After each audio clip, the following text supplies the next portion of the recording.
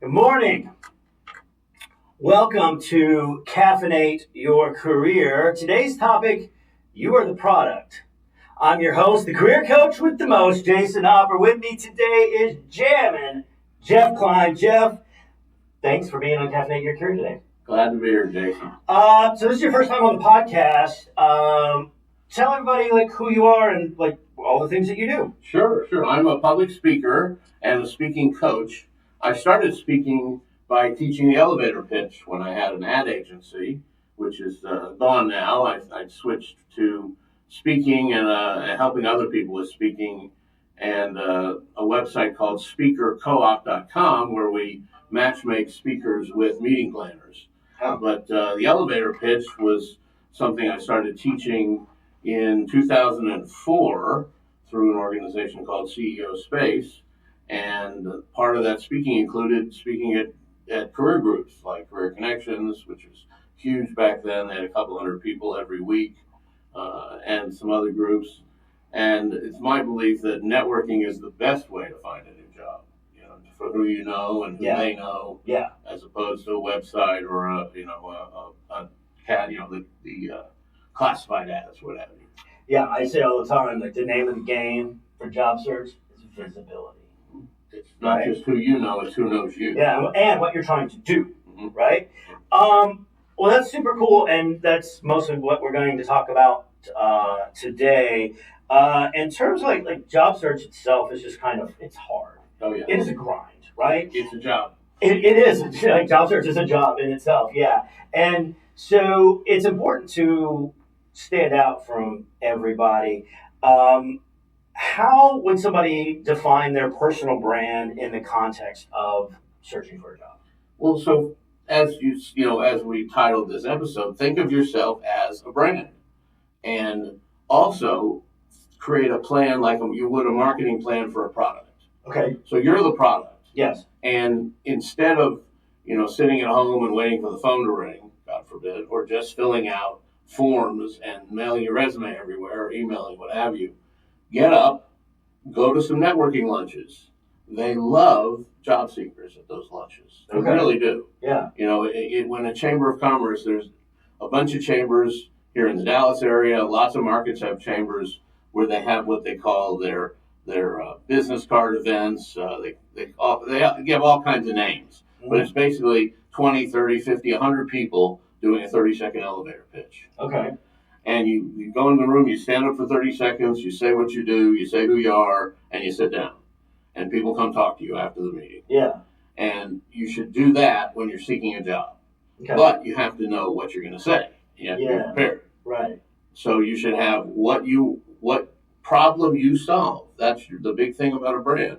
What problem you solve and for who. Okay. Or whom. Don't quiz me on that. No. I would never. There was a career coach who used to work here and actually recommended that people go to chamber of commerce events and those types of things, and said, when it's your turn, stand up, say your name, and say, "I'm here to listen and learn," and then sit back down. Yeah. What is your thought on that? I don't recommend that. Okay. I reckon you say, "I'm looking for new opportunities," or I'm between jobs," or be completely upfront of what you are looking for. Okay. If you're looking for a new job, say you're looking for a new job. Yeah. The person who says, "I'm just here to learn, I'm just here to help other people," I look at them with suspicion. Okay. Me personally, frankly. Well, so you want to be real clear then? Yeah. Okay. So if you're a salesperson, say, "I'm a salesperson, I'm a career salesperson, I'm looking for a new sales job."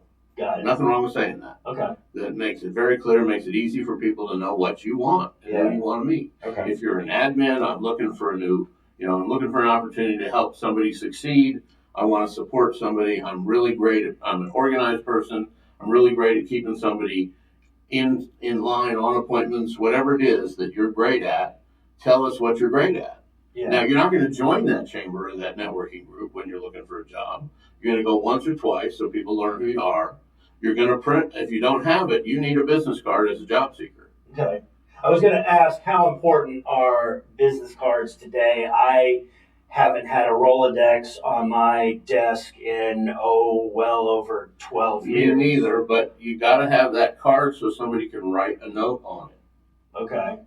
Like what kind of note? Like, call me, I'm going to introduce you to Bob. Got it. That's a pretty important note. Or usually they would give you their card with that kind of note on it. Yeah. But then you have your card that says, that you give them your card and you write a note on it about something they thought of for you to say, right? Or maybe you're going to give them a referral. Yeah. You heard them say something about your neighbor, and you say, "Oh, my neighbor has a swimming pool. You're a pool guy. They just said they're looking for a new pool guy. Here, I'm going to introduce you to my neighbor, Joe. Joe has a pool. Give them your card, and they'll email you and ask for an introduction to Joe. So super. So you can give referrals also. Yeah. Don't think you can't be a referral source for people just because you're there looking for a job. Right. Well, I think that, and I like to set up the context of networking. Right. Which is it's just talking to people and offering to help them. Yes. Networking is all about giving to get. Yeah. So what's the defining difference between just networking and overall sales? Because you are the product. You want to sell yourself. You bet. Well, so you're there when you're networking, you're there to reach the people outside the room. You're not there to sell yourself to the people in the room. So you don't go into a networking group and say, hire me. Yeah. You go in the networking group to say, I'm looking to find out who you know is hiring. Okay. The important distinction. Yeah. That doesn't mean somebody in the room might not be your next boss. Right. But you don't want to sell to the room. Okay. Because that's a turnoff. Yes. And everybody's walls go up if you try to sell to the room. So the idea then is you show up more like a billboard than a kind of... We show up as a networker who is the networker is there to help people in the room and turn them into your advocates, not your customers. Got it. So making sure that you're standing out. Mm-hmm. Yeah. What are some ways that job seekers can stand out from their competition? Being clear, and you don't have to. They're really other job seekers are really not your competition because you're likely not looking for the same job. Right. As a matter of fact, partnering up with people can be really good for your morale. Joe's looking for a sales job. You're looking for an admin job.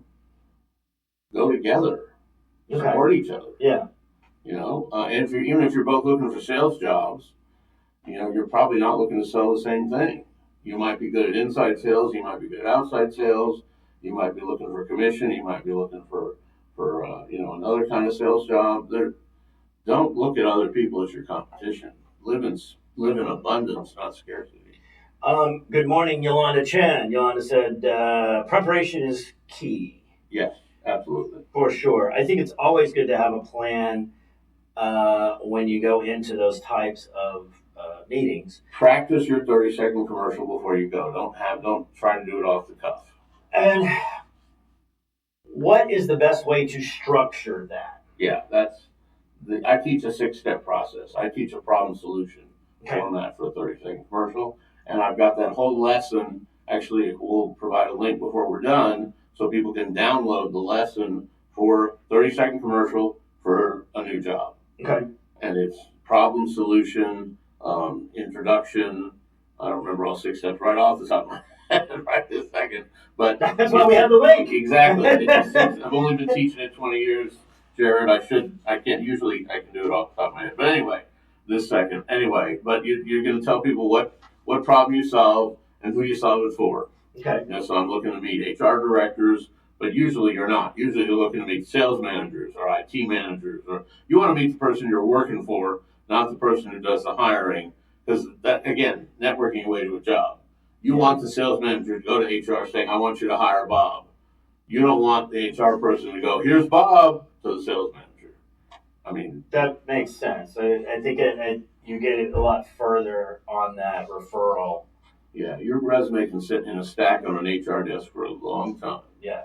Well, it's like I think that having or building in a champion at some place where you want to work makes all the difference. And corporate is still paying, they're still paying finder's fees at some of these places. Oh yeah, yeah, for sure. Yeah, we have a referral bonus program here. Mm-hmm. You know, it makes sense. And I think like I read probably a few 6 months ago that all the jobs that you see on job boards is only like 30% of the jobs that the company's hiring for. Yeah. Right. So like to get to those other 70%, you pretty much have to know somebody in there. And there's nothing wrong with going into a networking group or a chamber and saying, I'm looking for a job. I'm looking to meet your friend who works at Southwest Airlines. If you targeted Southwest as a place you want to work, you don't have to just say sales or admin or whatever. You can say, I'm looking to meet someone who works at Southwest. And if that's what you're trying to get in. I think they're still on hiring freeze. I'm just saying that as an example, if you targeted a company, you can absolutely go in and say, this company is who I'm looking to find somebody at. And if they have a referral program, it doesn't matter who you meet at the company. Yeah. You just need an advocate to walk your resume into the right office. And how many target companies should job seekers have? I'm not an expert at that piece of it, Jared, but I like threes. Threes is always a good number. Okay.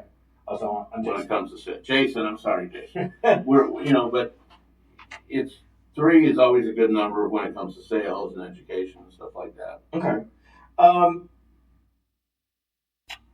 Give me an example of how you'd explain, or in a little bit more in detail, like the types of people you want to be introduced to. Yeah, sure. So, again, if you're looking, it's the person who you're going to work for, because that's who you want to be your advocate. That's who you want to impress. So the manager that is going to be your direct report should be the person you'd ask to meet.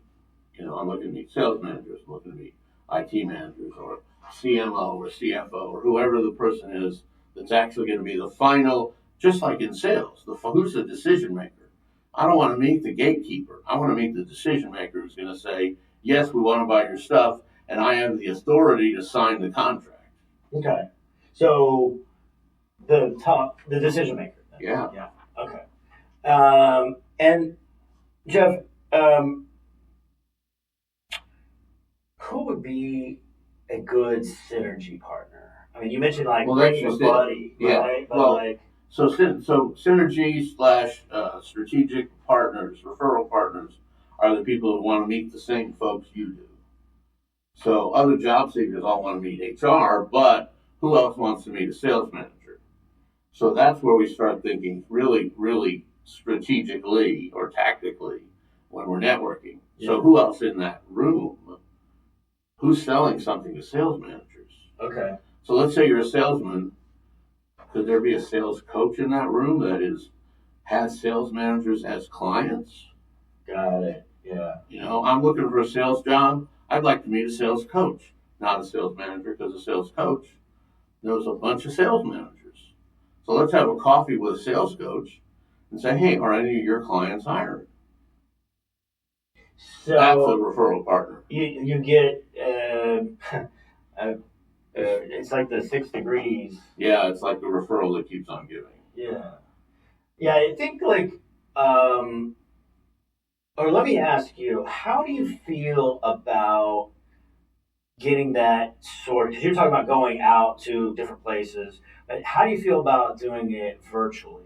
You can network virtually. That's what LinkedIn is. It's just a virtual network. Yeah. Well, yeah. LinkedIn is set up for completely 100% set up for conversation for sure. Yeah, I mean, so a lot of people are using it to actually apply for the jobs, but there's no reason you can't use LinkedIn to find sales managers or sales coaches or those referral partners. So for example, if let's say you're looking to be here's an example. I'm teaching a class on how to book speakers. Okay. For admin type people, it's an extra job. You can do this as a side hustle. You can book speakers. I did not know that. Yeah, sure. Yeah, speakers. Why not? Speakers need bookers. They need people to find them gigs, and Okay. It's an hourly paid job with a bonus for getting engagements, and it's a virtual assistant kind of job but it's a specialty. Not anybody who's a virtual assistant can do it. Right. You have to be good on the phone. You have to be good at research, and I'm teaching the skill. It's a skill you can learn. Okay. So let's say that you're looking for that particular job. You would get on LinkedIn and contact a bunch of speakers. Hey, I'm looking for this. I've got this certification. I'm ready to book speakers to get not like the spam that you get on LinkedIn. Yeah. Like a connect, like, hey, I'm certified to do this.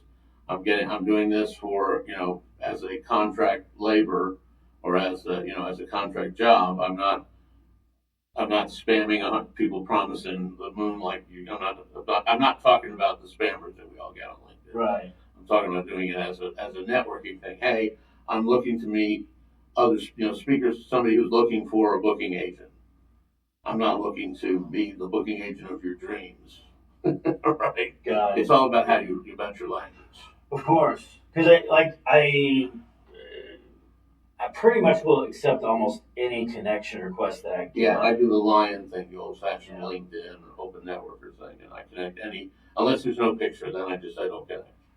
I'm the same, but I think like as soon as I get like the pitch slap DM immediately, well, the truth is most of those folks aren't asking for a connection request.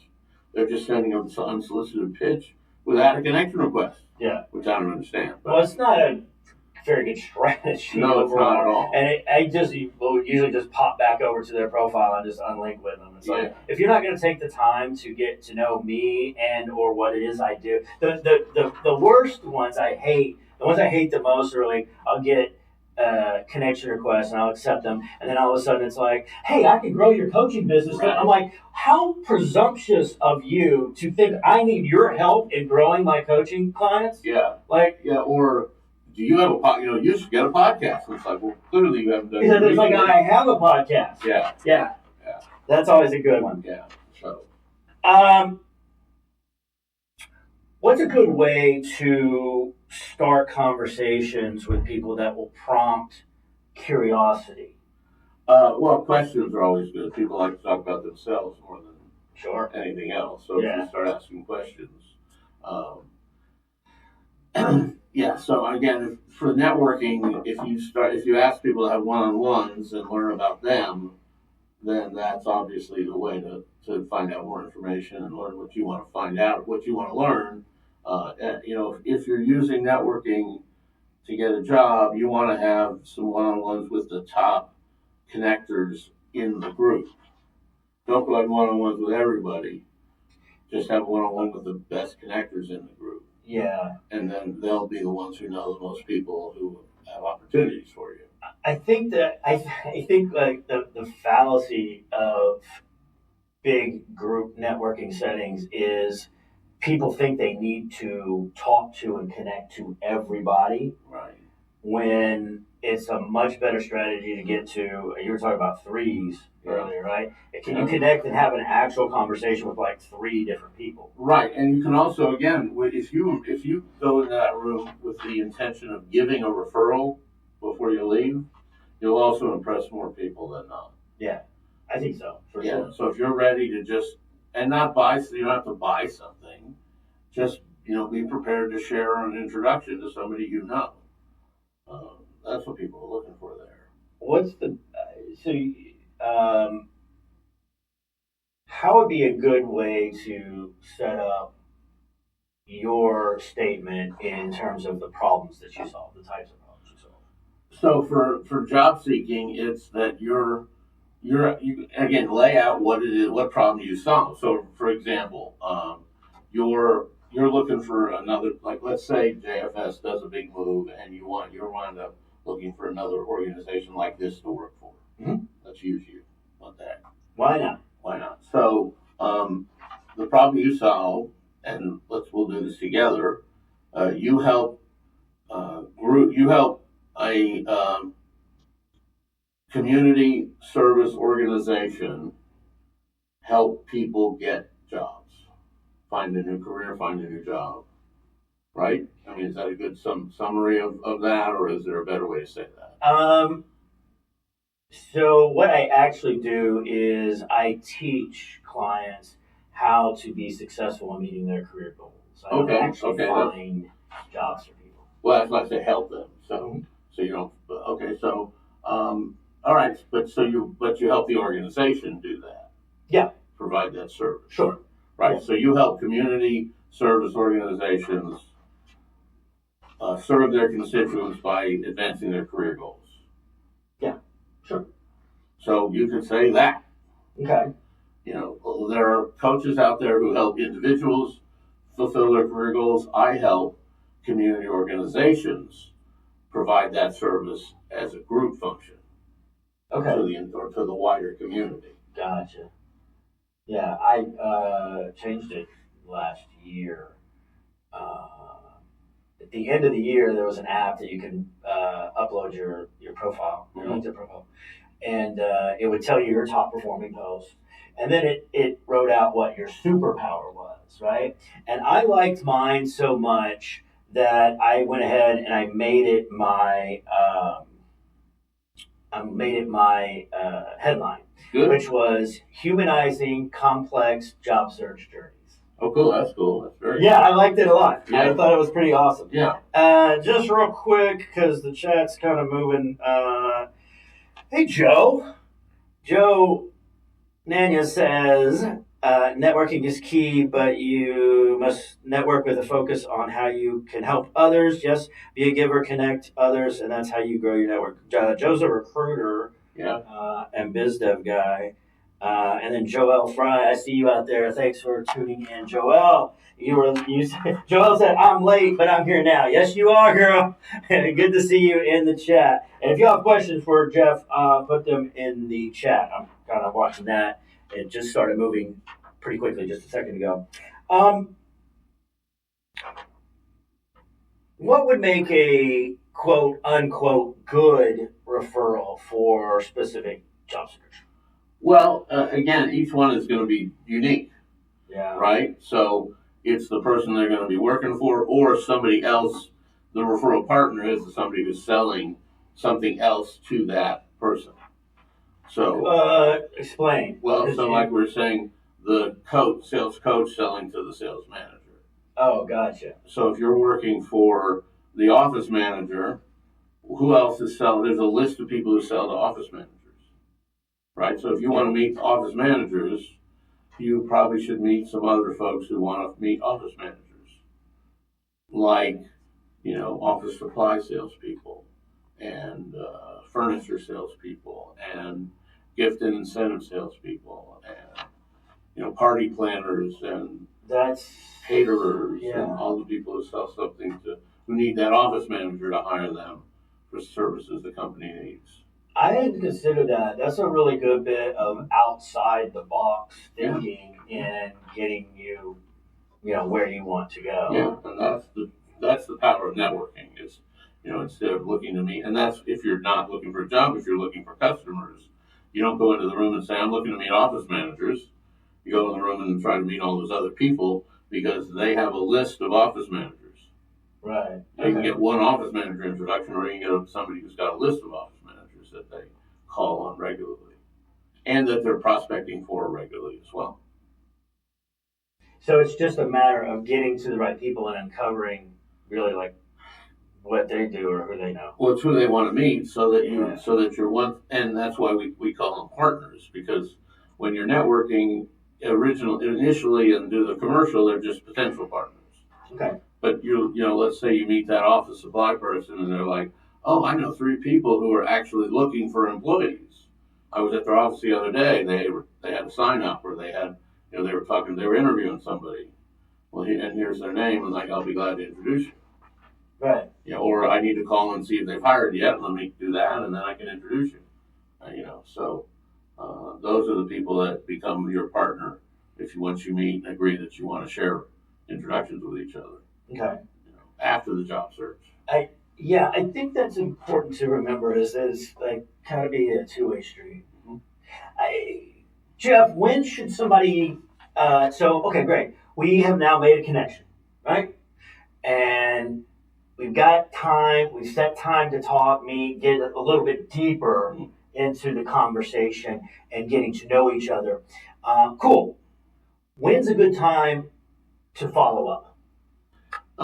Well, it depends on what's the conversation. If you've been promised a referral, or if you, let's say you promised somebody else a referral, Mm-hmm. you should send that email when you get back home. Right. Okay. Same day. Yeah. If they promise you a referral and you don't have it in 2 days, you should contact them to remind them that they haven't sent it to you yet. Okay. So that's soon. 24 to 48 hours, absolutely. Okay.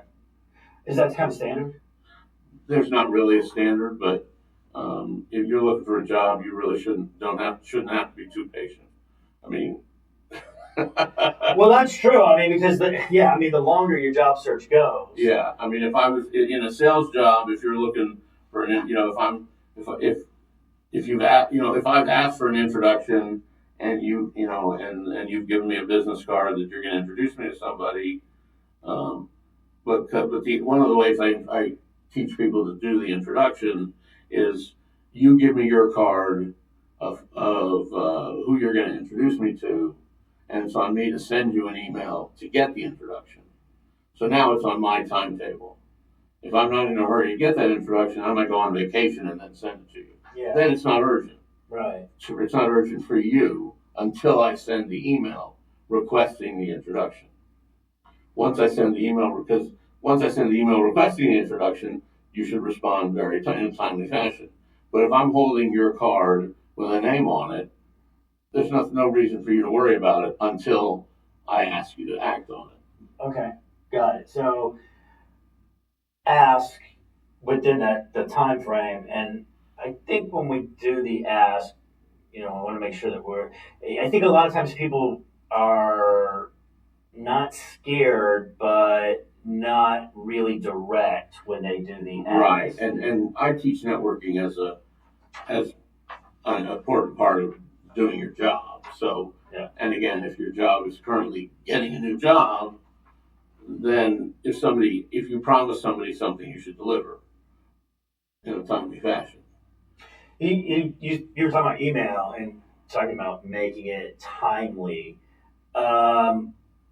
People, I think, tend to think, because email goes immediately, right, that they should get that response back immediately. What do you think would be a realistic time frame in getting back to somebody? I mean, and there's no reason not to return an email within a day or two. And I mean, usually if somebody hasn't returned an email in a couple of days, it means they didn't see it. Yeah. Or they're putting it off for some reason that isn't a good reason. I'm busy. It takes you 10 seconds to respond to an email. Yeah, it's pretty fast. I'll agree. Yeah. So if they said they're going to do something, you try to, people should do what they say they're going to do. I don't disagree, but what I don't people know. say, but you can't make people do something either. Right. Sure. So I don't know that there's it's like, I mean, nowadays in the sales game, there's a lot of people who say yes and then never actually make their purchase they said they were going to make. Yeah. And some people are saying it takes 7, 8, 10, 12 retouches before they actually make their payment. Yeah. And then there's other people who do 30-day invoices that don't get paid for 60, 90 days. And, but that, so you can't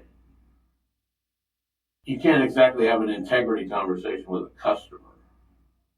That's true. Well, it's every relationship should be built on trust. Yes. Right. Yes. And if it's not, it's just not going to work overall. Right. And if you're trying to get help finding a job, you can't be a bully, and you can't be, you have to stay professional and stay in your own integrity.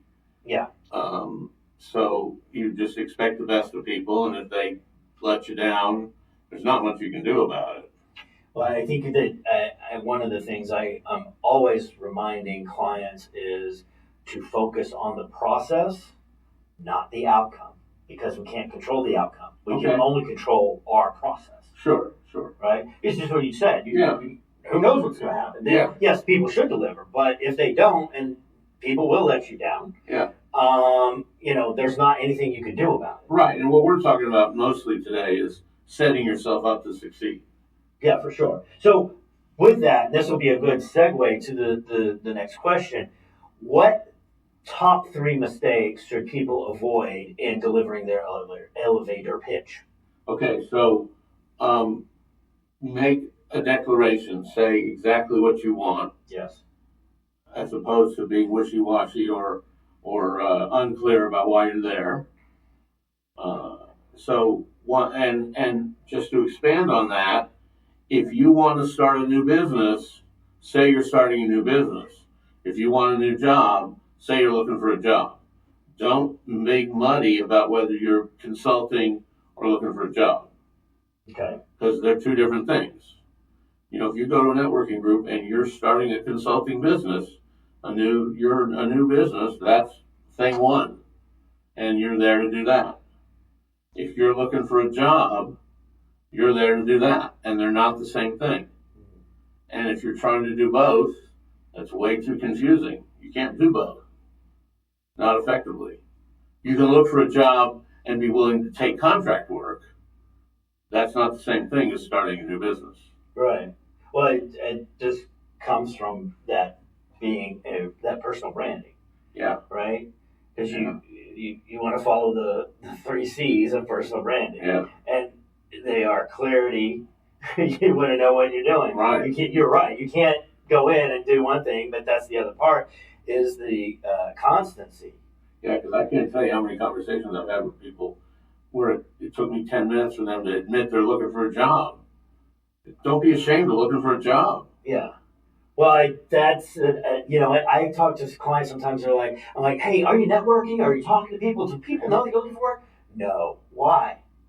And they're like, well, I don't want. I'm ashamed. I'm embarrassed. There's a lot. Yeah. Yeah. Well, and so I'm sorry. It can be embarrassing that somebody didn't think you were the right person for a job and they got rid of you. And very often it's not your fault they got rid of you. But if you want to, you want to support your family, whatever, it's okay to tell people you're looking for a job.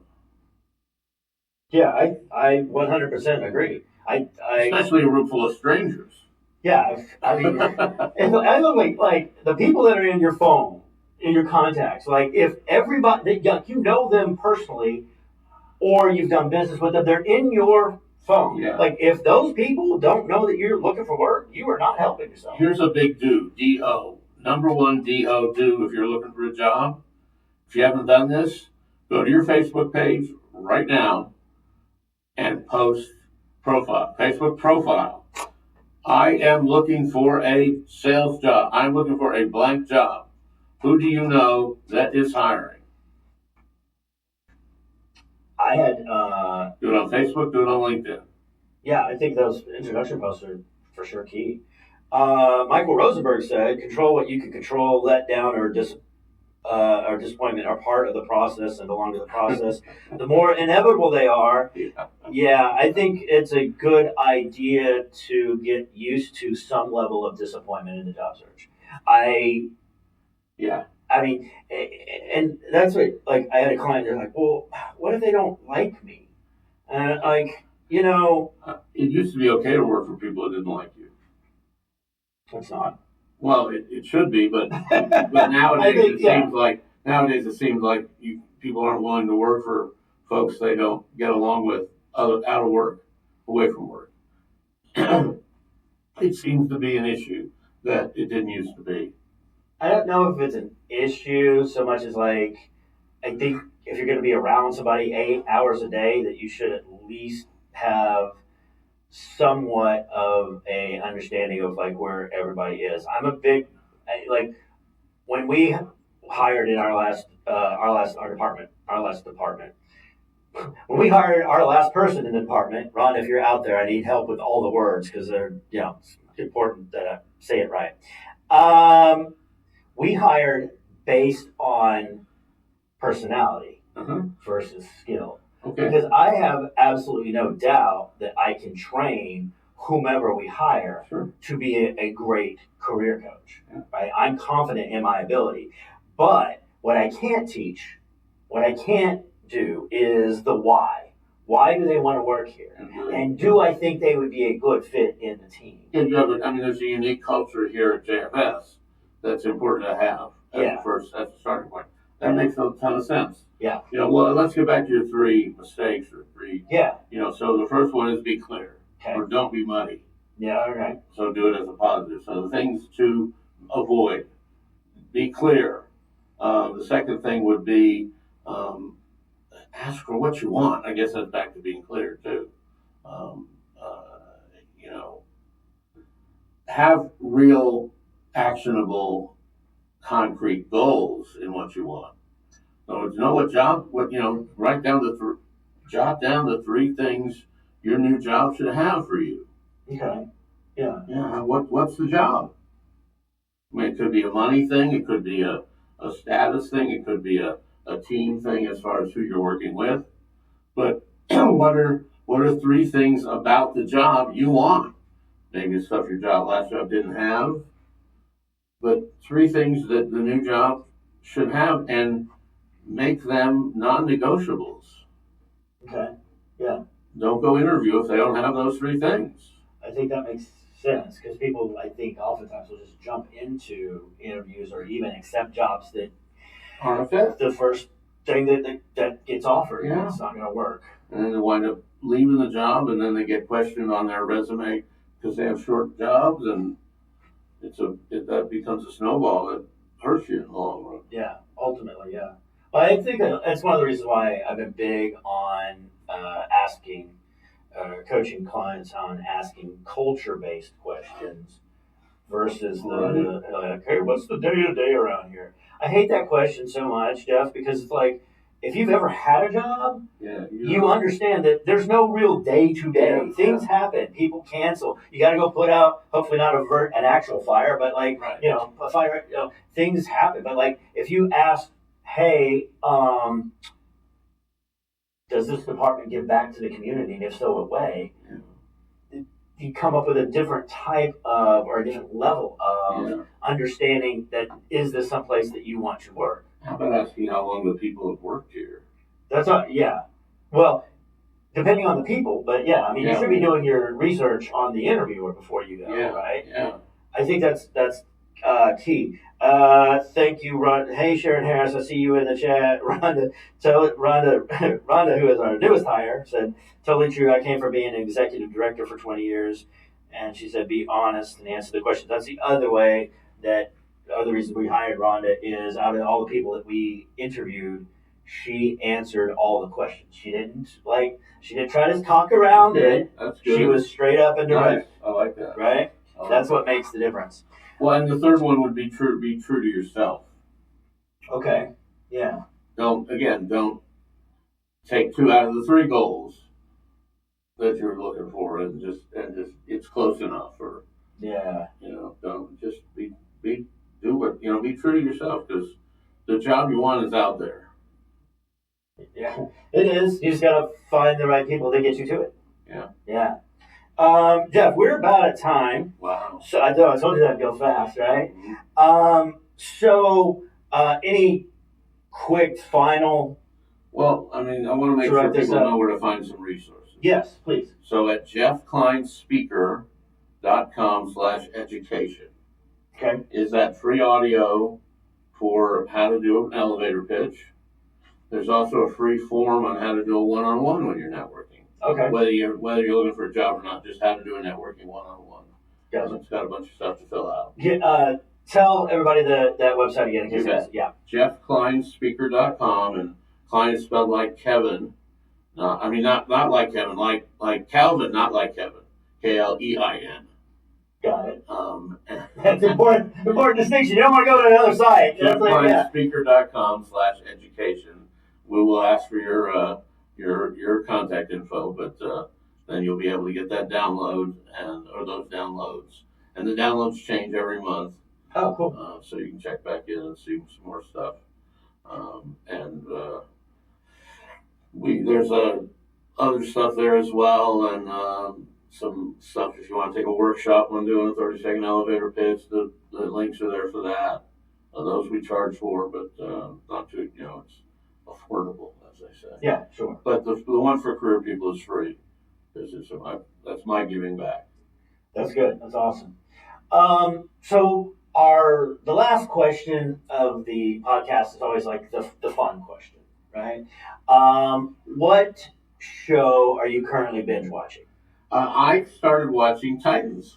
Okay. Which is, I grew up reading comic books and sold a 21 box collection a couple of years ago. Got rid of all of my comic books. But anyway, I'd been watching like Flash and Green Arrow, and I just started watching Superman and Lois, and then after that I started watching Titans.